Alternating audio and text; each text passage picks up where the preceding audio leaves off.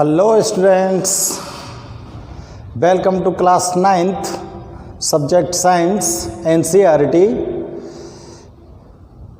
इस वीडियो में आपको हम चैप्टर 3 के कुछ टॉपिक्स को यहाँ पर क्लियर कर रहे हैं। तो स्टूडेंट्स आप इनको ध्यान से चेक करना है। स्टूडेंट्स आपको यहाँ पर देखना है what is the atomic mass of a molecule and molecules are how happens. हमको यहाँ पर चेक करना है कि जो मॉलिक्यूल जो एलिमेंट होते हैं उन एलिमेंट्स का एटॉमिक मास किस तरह से डिफाइन कर सकते हैं। आपको बताया था कि different elements are present in our nature like hydrogen, helium, lithium, beryllium, boron, carbon, nitrogen, oxygen, fluorine, neon. These are the elements. If elements are present in nature, then these elements have any mass. कोई भी छोटे से छोटा कण है, nature का कोई भी छोटे से छोटा कण है, उसका कुछ ना कुछ मास तो होगा, तभी तो वो इस नेचर के अंदर एग्जिस्ट हो पाएगा। लेकिन यहाँ पर स्टूडेंट्स आपको ये ध्यान से चेक करना है कि किसी भी एलिमेंट का जो मास होता है वो बहुत माइनर होता है, उसे डिटरमाइन करना इतना इजी नहीं होता। तो किसी भी एलिमेंट के मास को, एटॉमिक मास को डिटरमाइन करने के लिए कोई ना कोई एक यूनिट चाहिए, एक स्टैंडर्ड यूनिट का यूज़ किया जाता है और उस स्टैंडर्ड यूनिट का यूज़ करके ही हम किसी भी एटम्स या एलिमेंट के एटॉमिक मास को डिफाइन कर सकते हैं। तो साइंटिस्ट ने ऐसे ही कुछ स्टैंडर्ड यूनिट्स का यूज़ किया और उन स्टैंडर्ड यूनिट्स का यूज़ करके इनके एटॉमिक मास को डिफाइन किया। तो स्टूडेंट्स यहाँ पर देखेंगे हम एटॉमिक मास को डिफाइन कर रहे हैं। तो देखो the relative atomic mass of the atom of an element, किसी भी एलिमेंट का जो एटॉमिक मास होता है is defined as the average mass of atoms as compare to 1/12 the mass of 1 carbon 12 atoms.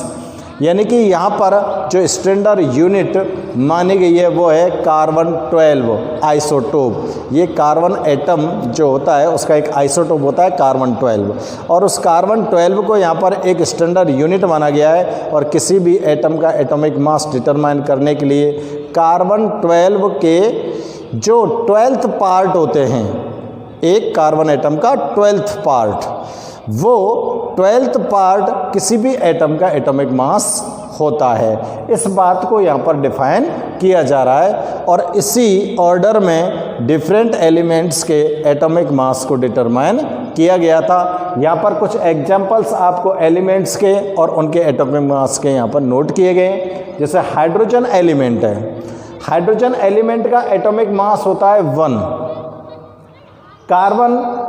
Carbon जो एटम है इसका atomic mass होता है 12, ऑक्सीजन का 16, सोडियम का 23, मैग्नीशियम का 24, क्लोरीन का 35.5, कैल्शियम का 40।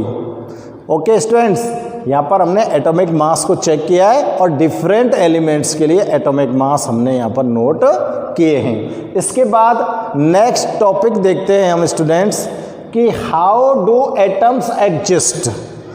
एटम्स जो हैं वो किस तरह से एग्जिस्ट रह सकते हैं।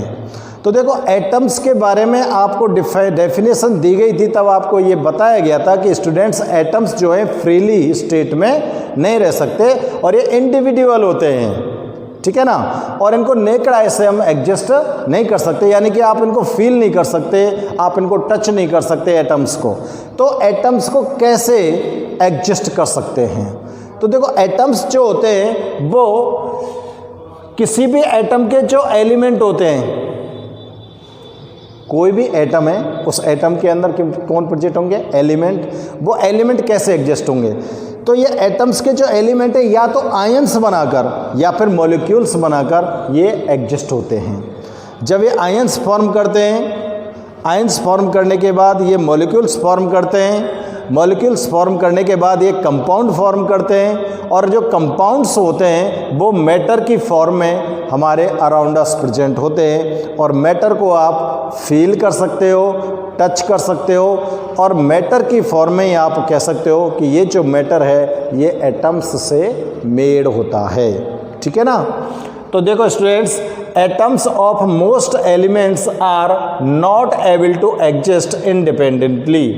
किसी भी एटम के जो एलिमेंट्स हैं उनको आप इंडिपेंडेंटली नहीं देख सकते, नहीं एग्जिस्ट होते हैं। Atoms forms molecule. एटम्स क्या फॉर्म करते हैं? मॉलिक्यूल्स फॉर्म करते हैं। और क्या फॉर्म करते हैं? आयंस फॉर्म करते हैं। एटम्स जो है वो मॉलिक्यूल्स और आयंस फॉर्म करते हैं। ठीक है ना। दीज मॉलिक्यूल्स और आयंस एग्रीगेट, और ये मॉलिक्यूल और आयंस जो होते हैं एक दूसरे के साथ एग्रीगेट होते हैं। एग्रीगेट इन लार्ज नंबर, बहुत बड़ी संख्या में एटम्स के जो मॉलिक्यूल हैं, आयंस हैं, वो एग्रीगेट होते हैं एक दूसरे के साथ, और एग्रीगेट होकर क्या फॉर्म करते हैं? मैटर फॉर्म करते हैं। और जब ये मैटर फॉर्म कर लेते हैं तो आप किसी भी मैटर को फील भी कर सकते हो और टच भी कर सकते हैं। तो किसी भी एटम को आप एडजस्ट करने के लिए क्या करना पड़ेगा? उसके मॉलिक्यूल्स और आयंस फॉर्म होंगे। मॉलिक्यूल्स और आयंस के बाद जब वो मॉलिक्यूल्स और आयंस आपस में एग्रीगेट होंगे बहुत बड़ी संख्या में, तो वो मैटर फॉर्म करेंगे, और मैटर की फॉर्म में जो एटम्स होते हैं वो एग्जिस्ट होते हैं। ओके स्टूडेंट्स, नेक्स्ट टॉपिक है, यहाँ पर हम देखते हैं कि what is the molecule. Molecule क्या होते हैं? मॉलिक्यूल्स का फॉर्मेशन किससे होता है? तो देखो स्टूडेंट्स, मॉलिक्यूल्स जो होते हैं वो वन और मोर एटम्स से कंबाइन होकर फॉर्म होते हैं। ठीक है ना।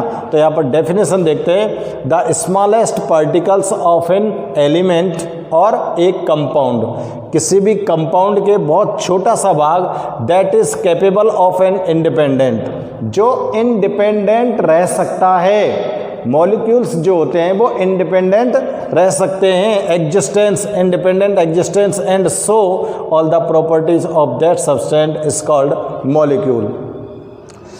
कोई भी सब्सटेंस का मॉलिक्यूल है, वो सब्सटेंस का मॉलिक्यूल जो होता है वो इंडिपेंडेंटली एग्जिस्टेंस को शो करता है, और उस मॉलिक्यूल्स जो के सभी प्रॉपर्टीज़ को शो करता है। ठीक है ना। केमिकल जो प्रॉपर्टीज होती हैं उनको भी वो शो करता है। तो कोई भी मॉलिक्यूल जब आप फॉर्म करेंगे तो उस मॉलिक्यूल की जो प्रॉपर्टी है वो आपको उसके अंदर शो होंगी। और क्या होगा? और स्टूडेंट्स आपको ध्यान में रखना है कि मॉलिक्यूल्स ही एक ऐसी वो मैटर है जिसको आप इंडिपेंडेंटली एग्जिस्ट कर सकते हो। तो देखो, in molecule atoms are chemically bonded. Molecule के अंदर जो एटम्स होते हैं वो केमिकली बॉन्डेड होते हैं। किसी भी मॉलिक्यूल का फॉर्मेशन करते हैं तो दो एटम्स एक दूसरे के साथ केमिकल बॉन्ड फॉर्म करेंगे, और केमिकल बॉन्ड फॉर्म होकर वो मॉलिक्यूल्स फॉर्म होते हैं। केमिकली बॉन्डेड टुगेदर, एक दूसरे के साथ केमिकल बॉन्ड फॉर्म करते हैं, and tightly held by attractive force. ठीक है ना। जैसे दो एटम्स, इस तरह से दो एटम्स हो गए, और ये दो एटम्स एक दूसरे के साथ केमिकली बॉन्डेड हो जाएंगे और टाइटली एक दूसरे के साथ ये क्या करेंगे? अट्रैक्टिव फोर्स से बॉन्डेड हो जाएंगे, अट्रैक्टिव फोर्स से एक दूसरे से बंधे रहेंगे। ठीक है ना। अट्रैक्टिव फोर्स क्यों लगता है इनके अंदर? क्योंकि मॉलिक्यूल्स का जब फॉर्मेशन होता है तो वहाँ पर जो एटम्स होते हैं, कोई भी मॉलिक्यूल का फॉर्मेशन आप करेंगे तो वहाँ पर जो एटम्स होते हैं वो एटम्स के ऊपर चार्जेज आ जाते हैं, वो आयंस फॉर्म करते हैं, और आयंस जो होते हैं उन पर अपोजिट चार्ज होता है, और अपोजिट चार्ज की वजह से इसके बिटवीन अट्रैक्शन फोर्स लगता है। ठीक है स्टूडेंट्स, नेक्स्ट टॉपिक हम यहाँ पर चेक करते हैं, मॉलिक्यूल्स ऑफ एलिमेंट। एलिमेंट के मॉलिक्यूल्स किस प्रकार से हो सकते हैं? तो स्टूडेंट्स, आप मेटल्स को समझते हो, नॉन मेटल को आप समझते हो। मेटल भी एलिमेंट होते हैं, नॉन मेटल भी एलिमेंट होते हैं, और इस नेचर के अंदर मेटल एलिमेंट्स के जो मॉलिक्यूल्स पाए जाते हैं वो किस फॉर्म में होते हैं, नॉन मेटल के जो मॉलिक्यूल्स होते हैं उनकी फॉर्म क्या होती है, इस चीज़ को हम यहाँ पर चेक कर रहे हैं। तो स्टूडेंट्स आप देखो, molecules of an element are constituted by same type of elements. किसी भी मॉलिक्यूल के जो एलिमेंट होते हैं उनमें सेम टाइप के एलिमेंट प्रेजेंट होते हैं, सेम टाइप के। ठीक है ना। डिफरेंट टाइप के एलिमेंट प्रेजेंट नहीं होते मॉलिक्यूल के अंदर, सेम टाइप के एलिमेंट प्रेजेंट होते हैं। मॉलिक्यूल्स ऑफ मेटल, मेटल के जो मॉलिक्यूल्स होते हैं आर प्रेजेंट मोनो एटॉमिक, यानी कि मेटल के जो मॉलिक्यूल्स होते हैं, मेटालिक एटम जो होते हैं वो कैसे प्रेजेंट होते हैं, मोनो एटॉमिक फॉर्म में, ठीक है ना। कैसे प्रेजेंट होते हैं, मोनो एटॉमिक फॉर्म में। मेटल तो मोनो एटॉमिक फॉर्म में प्रेजेंट होंगी, और नॉन मेटल जो एलिमेंट होंगे वो डाई एटॉमिक फॉर्म में प्रेजेंट हो सकते हैं, ट्राई एटॉमिक फॉर्म में प्रेजेंट हो सकते हैं, और पॉली एटॉमिक फॉर्म में भी प्रेजेंट हो सकते हैं। तो स्टूडेंट्स यहाँ पर हम कह सकते हैं कि मेटल एलिमेंट तो मोनो एटॉमिक मॉलिक्यूल फॉर्म करते हैं, और non metal element diatomic, triatomic and polyatomic molecules का फॉर्मेशन करते हैं। जिसके लिए यहाँ पर कुछ आपको एग्जांपल्स भी दिए गए हैं। मेटल के जो मोनो एटॉमिक मॉलिक्यूल्स फॉर्म होंगे वो किस तरह से बनेंगे, जैसे ये सोडियम है, सोडियम अकेला एग्जिस्ट है, ये potassium, calcium, magnesium, Fe, iron, ये सब के सब क्या है, मोनो एटॉमिक मॉलिक्यूल, जिसमें ओनली वन एटम पार्टिसिपेट कर रहा है। जबकि नॉन मेटल्स के लिए जो मॉलिक्यूल्स फॉर्म होंगे वो डाई एटॉमिक होंगे। देखो H2O2 N2, ये डाई एटॉमिक मॉलिक्यूल हो गए। P3 फॉस्फोरस जो होता है वो ट्राई एटॉमिक मॉलिक्यूल होता है। सल्फर जो होता है वो पॉली एटॉमिक मॉलिक्यूल होता है। सल्फर कैसा होता है, S8, इसको क्या बोल सकते हैं हम, पॉली एटॉमिक मॉलिक्यूल्स। तो स्टूडेंट्स इस वीडियो में आपने देखा कि एटॉमिक मास किस तरह से डिटरमाइन किया जा सकता है। डिफरेंट एलिमेंट्स के एटॉमिक मास यहाँ पर आपको दिए गए हैं, और आपको बताया गया कि जो मॉलिक्यूल्स होते हैं, कोई भी एटम्स होता है वो किस तरह से एग्जिस्ट रह सकता है, मॉलिक्यूल्स को डिफाइन किया गया। और मेटल और नॉन मेटल के मॉलिक्यूल्स किस तरह से फॉर्म होते हैं, किसके मोनो एटॉमिक मॉलिक्यूल फॉर्म होते हैं, किसके डाई, ट्राई और पॉली एटॉमिक मॉलिक्यूल फॉर्म होते हैं। तो ओके स्टूडेंट्स,